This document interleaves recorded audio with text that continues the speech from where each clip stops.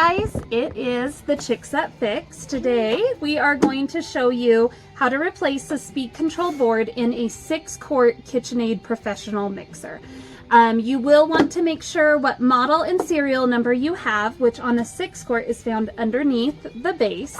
So if you tilt it over, it is right here. I will bring the camera forward so you can see it. That is going to make a difference depending on the age of the 6-quart mixer as to what speed control it uses and whether or not it is available. So real quick, I'm going to show you what this mixer is doing. Yours might be different. So when you turn the mixer on, it turns on and it doesn't turn off all the time. And sometimes it doesn't turn on, or it doesn't turn on until you're up towards speed 6 or 7. So that's pretty obvious it's a speed control board. If you're not quite sure, you can always ask us, message us, or just call us. So Holly is going to dive in to the repair while I talk about the steps. So first you're going to remove the screw at the back of the mixer. This is going to remove the trim band that goes around the side of the mixer.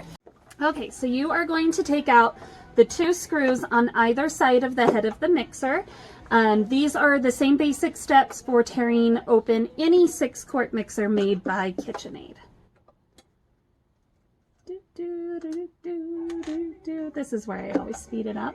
Right. And our lips are moving. You were going to talk about things that cause the speed controls to go bad. A few things to look for with Kitchenaid mixers is if you go to turn on the mixer and it won't turn on, make sure it was in the off position before you plugged in the mixer.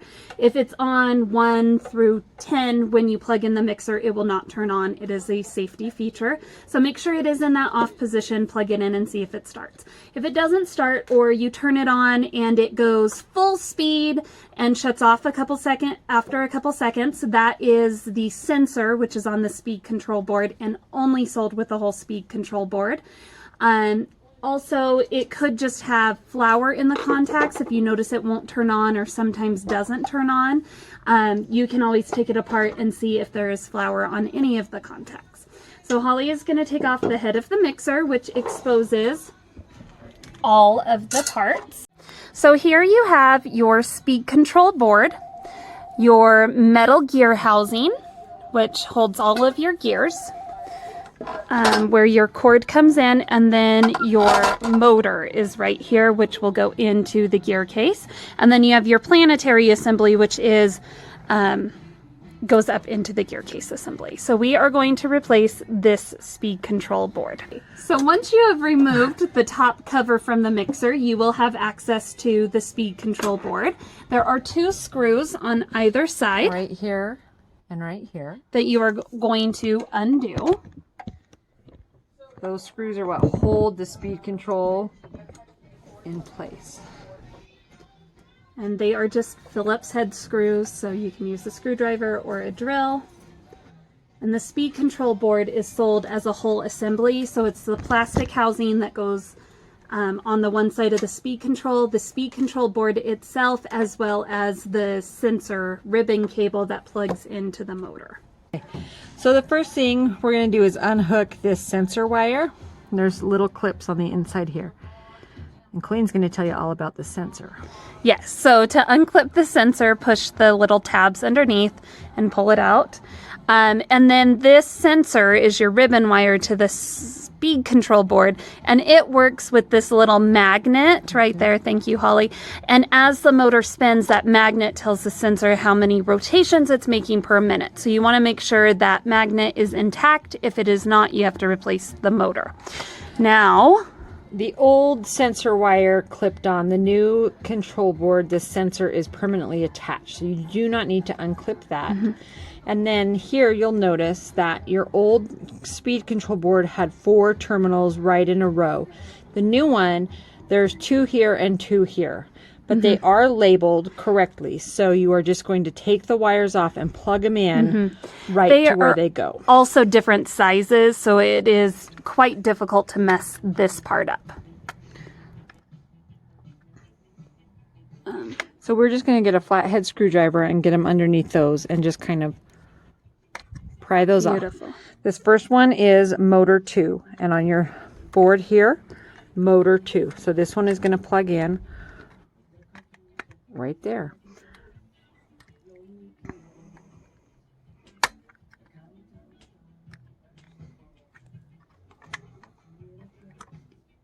Sorry, it's hard because my hand wants to get in the way. Okay, this one was neutral, which neutral goes over. It's the, yep. There.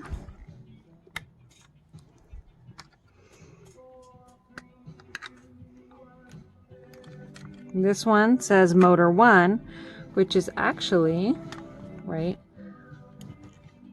there. And the last one is going to obviously go on the last remaining terminal right there. And now we can just remove the old board, set the new one back down in, and then we just have to plug our sensor back in.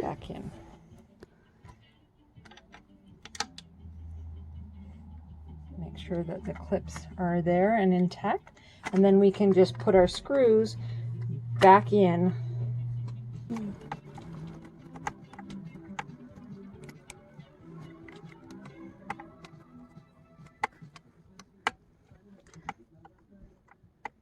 Okay, so a couple other things as Holly is finishing that out that you guys should watch for. Your wires should be directed up here so that they do not end up here. I have seen a couple customers try to do this repair on their own, and they direct a wire right through here, and you have a screw that goes through there. And if there's a wire behind it, your screw is going to pierce the wire, and I think the end product is when you turn your mixer on and you touch it, you shock yourself if you do that. That's not one. I need a better screwdriver.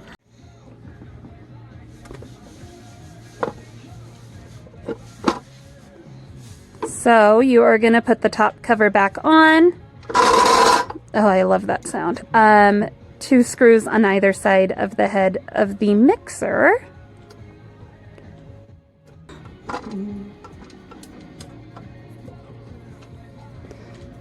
It is the pillars.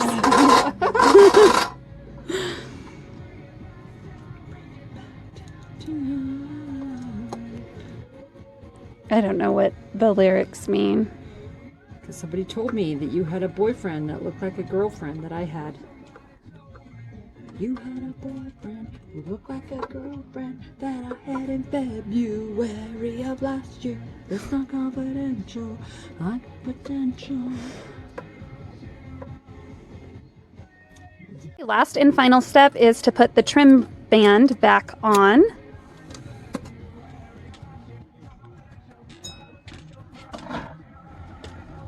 You had a boyfriend who looked like a girlfriend. What do you think? Well, I think it's bad. With control boards, it's kind of hard to tell. Is it? What does this go to? It goes to a local DeWitt washing machine. Okay, so now we're just plugged it in and we're going to test it.